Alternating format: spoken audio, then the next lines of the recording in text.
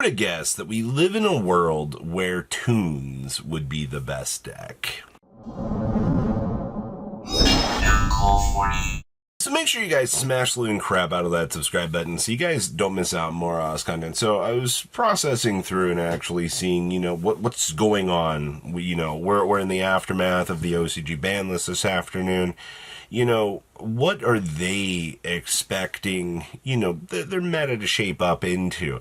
Because given the situation, a couple of FTKs have been removed out of the equation. But, is it... What are we feeling here? Some of the general thought process right now, and this is just a crazy thought, but Toons are looking like they're going to be the best deck in the room. Now, as you guys know, Toons in the mirror match gets a little bit interesting in terms of their design space. I feel like that was the way that it was designed to be. Like, if you had two Toon duelists clashing, it wasn't going to be a fun experience. But you lost some interesting methods to summon things. And a lot of the FTKs were kind of removed, but that doesn't necessarily stop the end board that Toons was necessarily already producing. And I think that's going to be probably the most interesting analyzation part of this going forward is, now that we've taken the FTKs out, now we get to see, especially if you look back at the YCSJ data, the amount of FTKs in comparison to the actual Toon deck itself, there was far more actual Toon decks without the FTKs built in that showed up. So that build is still viable. That part has not changed. So I'm very curious to see, one, how the new builds will pivot.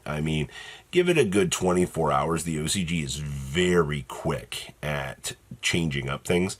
And I think we will get to see some very inspirational, fixer-uppers here. Which leaves Elf Note in A tier. So this makes sense to me because you did some big hits to Cool Toon. You lost Rotary and you lost two Rotary, you lost one Cool Toon Synchro. Actually did nothing to Elf Note. Elf Note still has the full ability to go down June Pride. We can still do all of the initial setup. The deck's end boards are still intact. And there's really no change to that front whatsoever. The only inconveniencing thing that might exist now is, your opponent hand traps you and you don't have like a Call by the Grave on a counterplay to be able to, play through that. That would be, I think, the only real devastating thing that you would have to go through. But I don't really feel like that matters all that much. I feel like at that point, it's just more of an inconvenience. But I do feel that the way that Elf Note's able to interact and set up, there will be a lot of good, annoying boards that you're going to have to deal with this. And remember, this is all pre, dealing with the next core set. Obviously, when the next core set comes down, things are going to change, but there's that. Cool Toon, like I said, you lost two Rotary, you lost a Cool Toon Synchro. You just got consistency slapped. Which is nothing really too crazy to think about, but that's just where we're at right now. Mind Shuffle still in B tier. This deck lost nothing, man. All right, it gained nothing, it lost nothing, which I think is fine. The Mind Shuffle deck is the meta's attempt, or Konami's attempt, to finally give us an actual Yu-Gi deck that is meta relevant. And in the year 2026, I think it's an excellent deck to have viably around. Obviously, if you're worried about that deck running around and doing some crazy things, just Trap Eater it. All right. We do see that Witchcrafter is in B tier. This one's kind of interesting to me, honestly.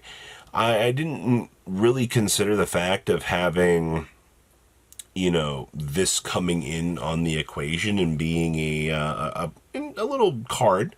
But Walpurgis is broken. It facilitates the whole combo line. And honestly, playing against that deck is disgusting, man. They make some of the biggest boards that you shouldn't be allowed to make. Honestly, if you can play against a good Witchcraft or Duelist, I've played against the deck twice. Once was kind of a blowout in my favor, but the second time, I just got wrecked. It is really something strong.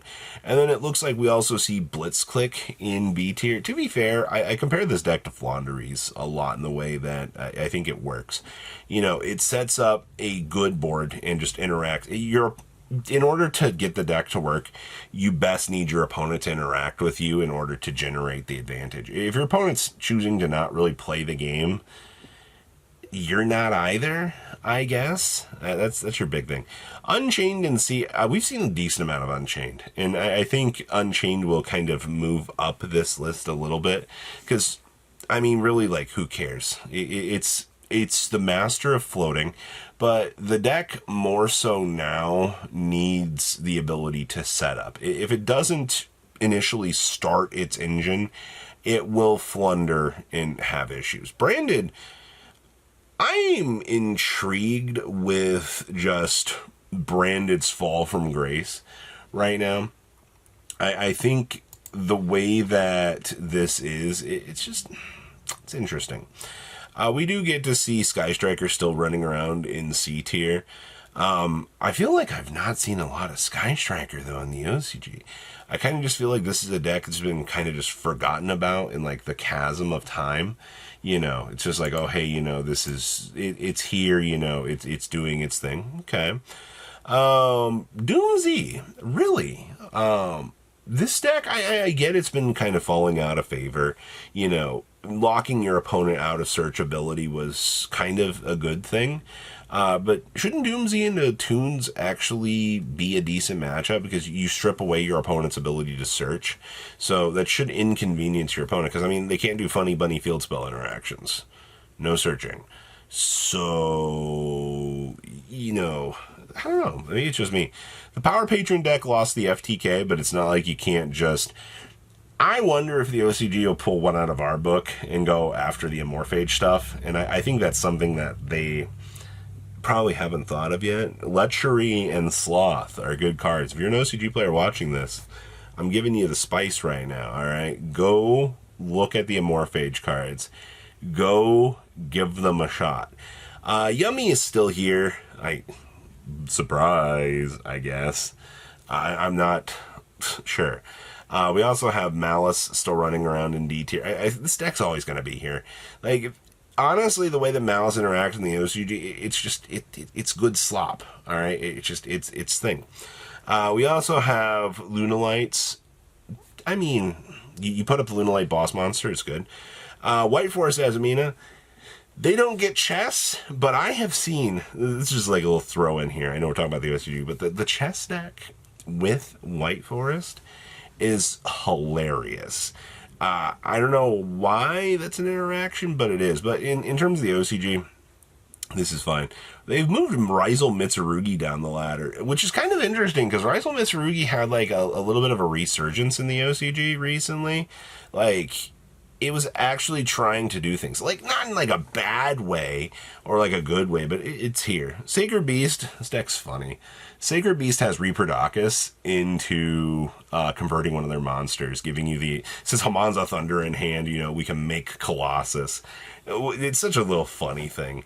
They also have Magnet Warriors, or the Rock Good Stuff deck down in E tier. But my thoughts on this, I don't think that this is a problem.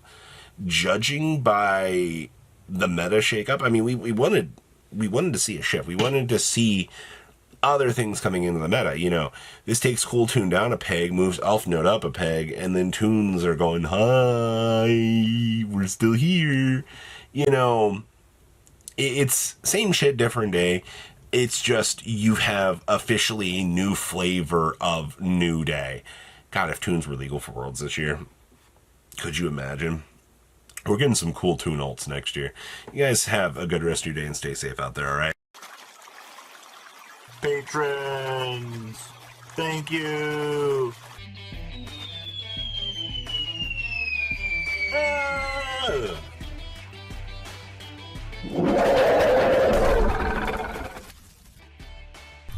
Thank you so much for watching. Check out these other videos.